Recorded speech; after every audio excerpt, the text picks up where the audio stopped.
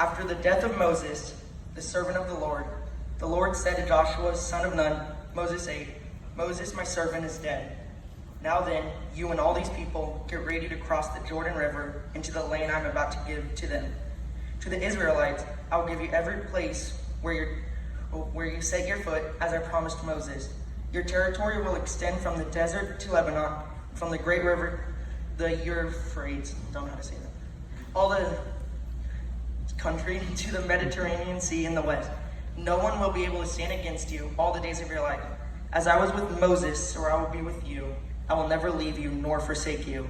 Be strong and courageous, because you will lead these people to inherit the land I swore to their ancestors to give them. Be strong and very courageous. Be careful to obey all the law my servant Moses gave you. Do not turn from it to the right or to the left, that you may be successful wherever you go. Keep this book of the law always on your lips. Meditate it day and night, so that you may be careful to do everything written in it. Then you will be prosperous and successful. Have I not commanded you? Be strong and courageous. Do not be afraid. Do not be discouraged, for the Lord your God will be with you wherever you go. And I just wanted to talk about a little bit about that the command that he's talking about is about reading the Bible. He wants us to do that. That's one of a good way to get closer to him and to obey him. And when it says be strong and courageous, it's repeating it. That means that it's important, and that's what he wants us to do. He wants us to be strong and courageous through these times.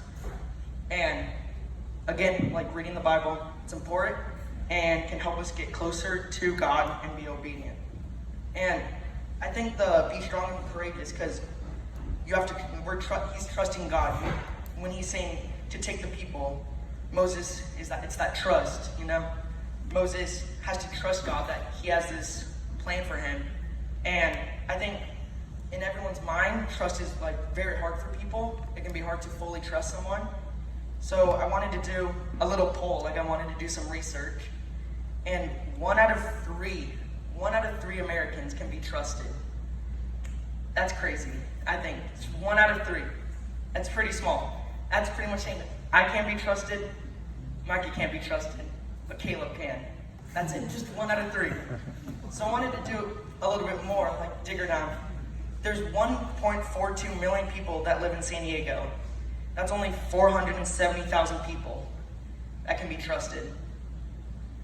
That number's crazy. Like, it's tiny. It says that tiny number, 1 out of 3. And I know trust, it can be hard for people because sometimes that happened in the past.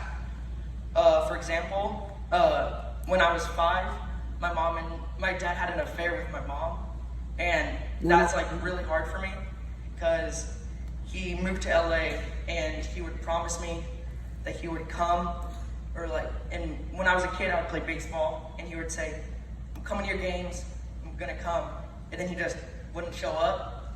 And as a kid, trust is like really important to you, because obviously as a parent you want your kid to trust you, that they can come to you whenever you need it.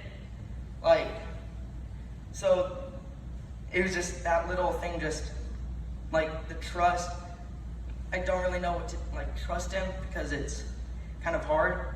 And that brings me to my first point, if you guys want to bring that up, that trust is not in man, but it is in God. And obviously that doesn't mean you can't trust man at all. Obviously you can trust, but whenever you need an answer, God, you have to go to God, because God will have the answer for you. And then he always has answers. And I wanted to go to this idea of blind trust, which is the title. And I actually got this from my mom, and I really like it.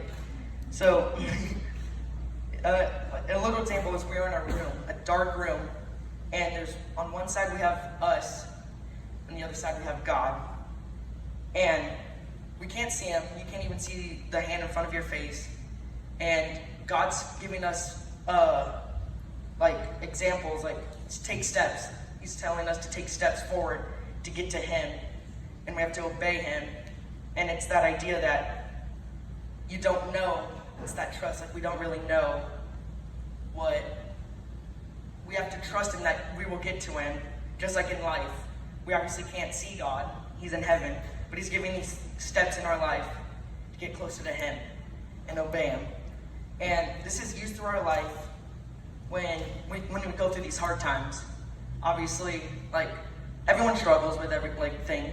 Everyone has struggles. There's school, grades, everything, like trust, boyfriend, girlfriend issues, you know? And I think it's just that idea that God has the answers for us. And it's the idea. And I wanted to do some more reading in the Bible. And it brought me to Proverbs 3, if you guys want to switch there. And it's verses 5 to 6.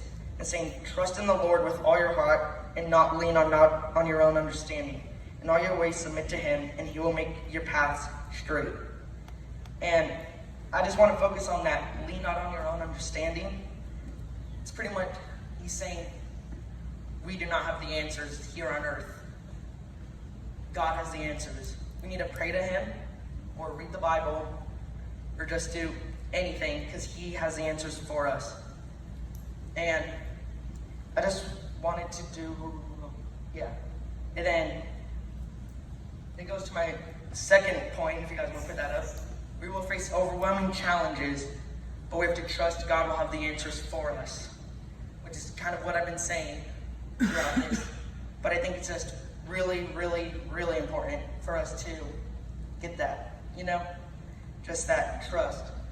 And going back to the Proverbs, the 5 to 6, the lean not on in our understanding. I like that a lot.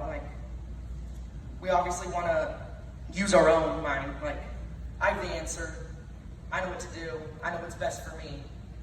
But that's not it. The answer is to God. God has the answers for us.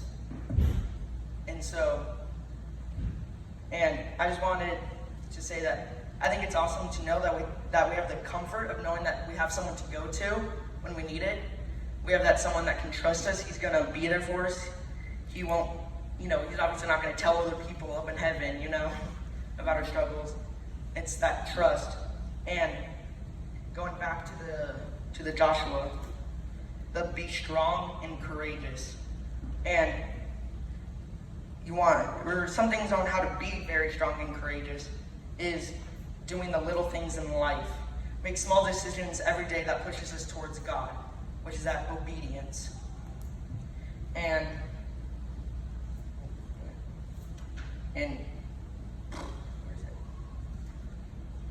yeah, it's awesome that we know everything we can go through and we can trust. And that's pretty much all I have for you guys. I just wanted that trust to the factors. I'm going to pray us out.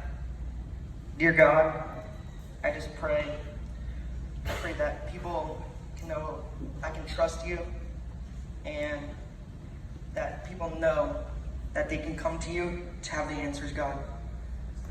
We love you. In Jesus' name, amen.